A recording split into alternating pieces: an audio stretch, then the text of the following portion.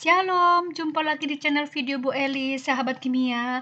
Masih dalam rangka persiapan ulangan umum semester genap atau ulangan kenaikan kelas atau PAS penilaian akhir semester ya. Nah, seperti itu. Jadi sahabat kimia masih dalam rangka membahas soal yang Bu Eli sajikan di sini, yaitu sampel test contextual case problems ya, untuk materi besar kimia larutan, yaitu mengkontekstualisasi konsep-konsep asam basa yang ada di sekitar kita ya. Nah, kali ini Bu Eli akan menyajikan kontekstualisasi konsep asam basa di dunia industri, yaitu produksi asam sulfat H2SO4 di industri, namanya proses kontak ya. Oleh karena itu, tonton video ini sampai habis, jangan di-skip supaya mendapatkan pemahaman yang komprehensif, dan silakan subscribe, like, share, dan komen. Semoga video ini semakin bermanfaat bagi para pengunjung. Terima kasih. Baik, kita mulai ya. Nah, di sini Bu Eli akan menyajikan yang namanya infografis dari proses kontak. Ini adalah salah satu tugas siswa Bu Eli tahun 2019. Wah, udah lama banget ya. Ini kelompoknya Ines dan kawan-kawan. Mereka menganalisis, membrowsing informasi, berliterasi, kemudian literasi informasi, literasi membaca, literasi digital, bla bla bla ya. Akhirnya jadi seperti ini ya. Ini tahapan proses kontak itu dibagi dalam berapa tahapnya, yaitu awalnya kita akan membuat SO2 ya, sulfur dioksida. Awal dari tahapan ini dimulai dari pembuatan SO2 atau sulfur dioksida ya. Jadi sulfur dioksida itu dioksidasi atau dibakar ya, bahasa sehari-harinya. Belerang atau sulfur dibakar dengan udara. Di dalam udara itu mengandung oksigen ya 20%, sehingga menghasilkan SO2.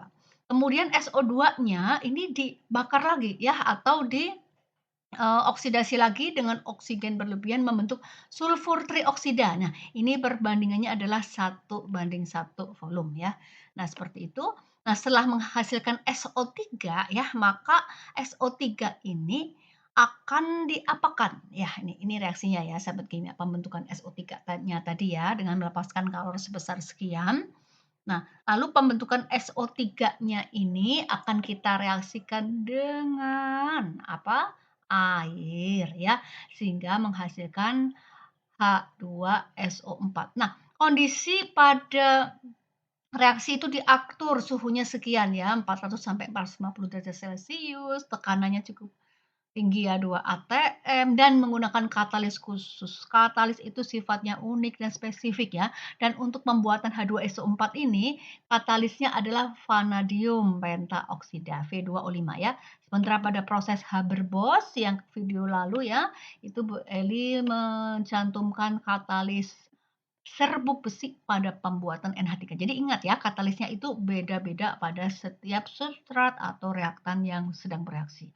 Nah, sahabat kimia, ya, seperti ini ya.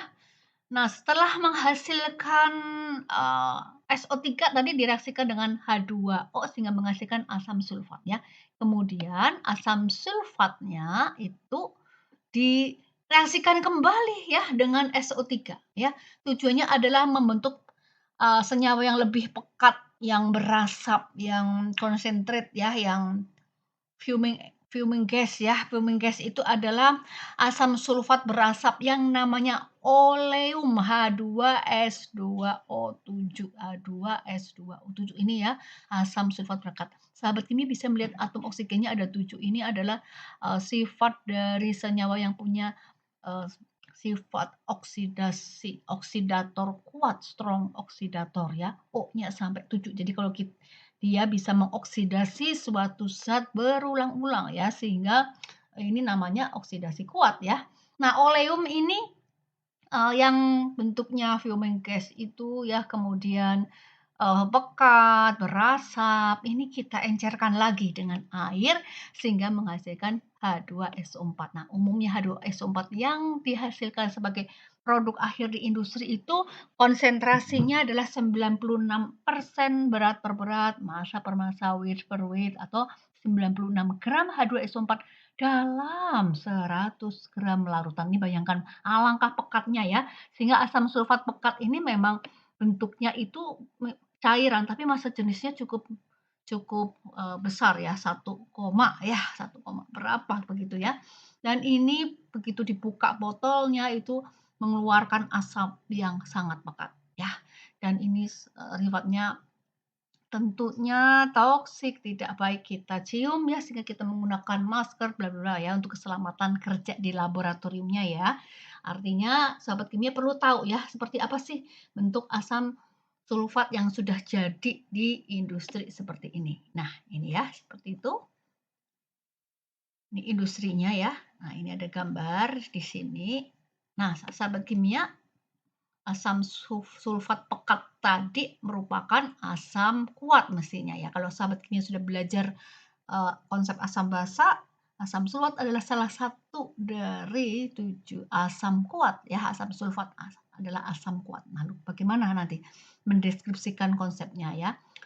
Asam sulfat pekat sebagai fuming gas ya, artinya adalah cairan yang pekat sekali sehingga mudah menguap menghasilkan uap yang tebal, yang berasap dan, ya itu ya menunjukkan bahwa konsentrasi sangat tinggi. Ada satu lagi sifat dari asam sulfat ketika bereaksi dengan air, ini reaksinya eksotermis sekali ya, menghasilkan kalori yang bisa menghasilkan ledakan. Oleh karena itu, di dalam reaksinya dengan air, maka ada tekniknya ya, asam sulfatnya dulu, kemudian maksud Ibu adalah airnya dulu, baru diteteskan, dialirkan, asam sulfatnya pelan-pelan lewat dinding dinding dari wadahnya ya. Kita ke sini ini sahabat kimia.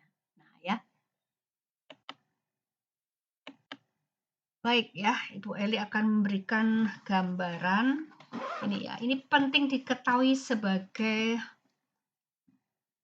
salah satu dari sifat dari asam sulfat ya. Jadi kalau misalnya sahabat kimia mau membuat asam sulfat dengan konsentrasi lebih encer ya.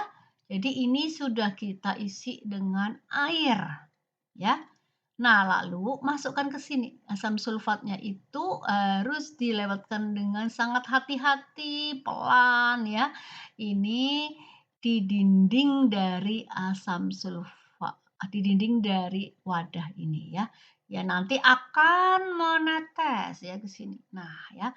Mengapa? Karena reaksi air ya ditambah asam sulfat itu adalah reaksinya eksotermis ya, eksotermis sekali. Jadi menghasilkan kalor yang bisa menghasilkan ledakan karena asam sulfat sebagai spesies yang kaya elektron, air itu juga kaya elektron sehingga terjadi gaya tolak menolak yang sangat kuat ya antara atom oksigen air dan anion sulfat yang kaya dengan elektron ini ya. Jadi ini perlu hati-hati. Jadi yang benar yang ini. Nah, kalau yang salah bagaimana? Yang salah adalah nih mungkin suatu saat sahabat kimia akan, bekerja di labor ya. Nah yang salah itu adalah kalau ini asam sulfatnya dulu ya, asam sulfatnya dulu, kemudian dimasukkan H2O alias air. Nah ini tidak boleh ya, yang ini tidak boleh, ini salah ya. Yang benar adalah apa? Yang benar adalah yang air dulu baru asam sulfat ya. Nah, baik ya sahabat kimia seperti itu kita kembali ke sini ya. Jadi asam sulfat ini dipakai untuk apa ya? Salah satunya itu dipakai untuk selain membuat asam sulfat yang akan dipakai pada berbagai keperluan di industri kimia, bisa untuk refining minyak, menghilangkan karat, pembuatan rayon, ini polimer ya. Kemudian ini terkenal ya, memproduksi baterai tipe timbal ya. Artinya aki ya, baterai aki ya, itu menggunakan asam sulfat juga ya dengan perbandingan sekian ya. Kemudian juga untuk fungisida seperti itu dan obat. Artinya penggunaannya itu banyak sekali ya. Nah berdasarkan, diagram alir ini silakan diagram alirnya diperkaya sendiri ya sahabat kimia ya. Nah sahabat kimia bisa mendeskripsikan konsep ya. selain konsep misalnya sifat asam sulfat itu sendiri seperti ini. Nah, kita juga bisa mendeskripsikan konsep yang lain, yaitu apa ya? Jadi, asam sulfat itu adalah asam kuat. H2SO4 ya, asam. Kalau kita reaksikan dengan air, ini merupakan punya ikatan kovalen yang sangat polar ya. Dia akan mengion 2H+ ditambah SO4 2- ya. Tetapi sebenarnya sebelum ke sini ya, asam sulfat itu melalui 2 tahap ketika bereaksi dengan H2O ya. Nah, sahabat kimia, ini akan satu H dari H2SO4 diberikan ke sini sehingga berkurang H2 menjadi H1SO4 min ya, min. Kemudian ini H2O-nya jadi bertambah nih. Ketika bertambah dia plus supaya menjadi H2O kembali ya. Nah, di sini itu ada nilai Ka1. Jadi ini merupakan reaksi bagaimana asam sulfat, hidrogen sulfat yang bereaksi dengan H3O+ ini ya, dia berkeseimbangan ke sini. Nah, yang kedua ya, HSO4-, HSO4- ya, ini akan bereaksi kembali dengan air ya. Nah, sahabat kimia, sebenarnya ini walaupun min itu adalah menangkap satu atom H ya, tetapi atom H di sini itu juga bisa diberikan ke sini ya. Sehingga ini akan menghasilkan SO42- ditambah H3O+ dan di sini ada Ka2. Nah, sahabat kimia, Ka1 itu alangkah besarnya dibandingkan Ka2. Jadi umumnya kita tidak menggunakan Ka yang jauh lebih kecil ya. Nah, sahabat kimia, H3O+ ini ketika dia mengurai ya, dia akan menghasilkan H+ tambah H2O ya, sehingga H3O+ kalau dijumlahkan itu sama dengan ya, ini 1 tambah 1 2 atau 2H+. Nah, seperti itu ya sahabat kimia ya. Lalu bagaimana, mengapa H2SO4 ini dikelompokkan ke dalam asam kuat yang tidak memiliki Ka alias nilai Ka-nya sangat besar ya. Nah, kemampuan dari HSO4- untuk merilis H-nya itu besar sekali ya. Jadi jika SO4- ini akan menghasilkan H+ ini seperti ini ditambah SO4 2- ya.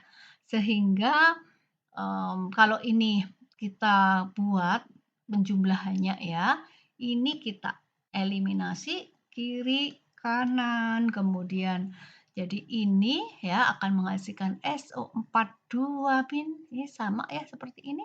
Kemudian ini H3O+ itu adalah 2H+ ya. Jadi ini sama. Jadi kalau dijumlah itu hasilnya adalah 2H+ tambah SO4 2- ya. Nah, seperti itu ya sahabat kimia. Nah, bagaimana dengan nilai Ka-nya? Asam sulfat ini kita masukkan ke dalam kelompok kategori asam kuat yang ternyata Ka-nya itu sangat-sangat besar ya. Sehingga kalau kita membuat misalnya kita membuat ini yang reaksi totalnya ini ya, kita buat H2SO4 seperti ini, kita ulangi lagi ya. Kemudian di sini ada 2H+ tambah ini sudah reaksi totalnya ya, 2-.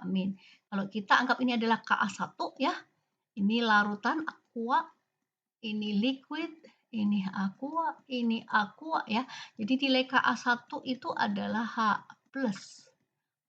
Koefisien menjadi kuadrat kali SO4 2- ya sahabat kimia. Kemudian ini dibagi dengan konsentrasi H2SO4. Ya ini, dan ini sangat besar sekali ya. Artinya maksud Ibu adalah karena ini pengionannya itu Ka-nya sangat besar sekali sehingga pengionannya itu cenderung ke sini ya, ke kanan. Jadi ini sebetulnya cenderungnya ke kanan ya reaksi totalnya.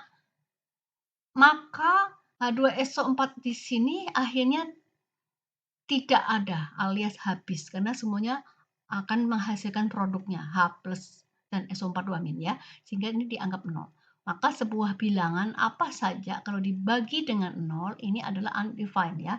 Ini artinya tidak ada ya. dibagi dengan nol, 1 bagi nol, 1.000.000 dibagi nol ya, 100 dibagi nol, itu kan tidak ada, alias ya ini Ka-nya tidak ada. Sehingga asam sulfat ini kita kelompokkan ke dalam asam kuat. Kenapa? Asam kuat tidak punya Ka ya. Asam kuat Ka-nya tidak ada karena reaktannya akan mengalami pengionan, ionisasi, menghasilkan produk-produk ionnya dengan spontan, sangat besar dan tidak kembali lagi, artinya dia tidak punya sisa, dia nol, dia habis ya, Ka tidak ada. Itu ciri-ciri dari asam kuat. Ini adalah salah satu deskripsi dari konsep asam kuat pada konsep asam basa. Lalu yang kedua, kalau sahabat kimia mau mendeskripsikan lagi ya, jadi misalnya asam sulfat karena dia asam, ya maka kalau diukur pH-nya gimana? pH-nya itu pasti kurang dari 7 ya, dan sangat-sangat kecil dibandingkan 7 karena asam kuat ya. Kemudian kalau misalnya kita ukur dengan kertas lakmus ya, uji dengan kertas lakmus merah ya, itu seperti apa? Merah tetap merah. Kalau kita uji dengan kertas lakmus biru, biru menjadi merah ya. Demikian juga kalau dengan indikator, sahabat kimia tahu ya ada indikator alami. Misalnya bunga sepatu, bunga telang. Nah, ini bagaimana ya misalnya dengan bungaan sepatu yang berwarna merah yang mengandung antosianin ya.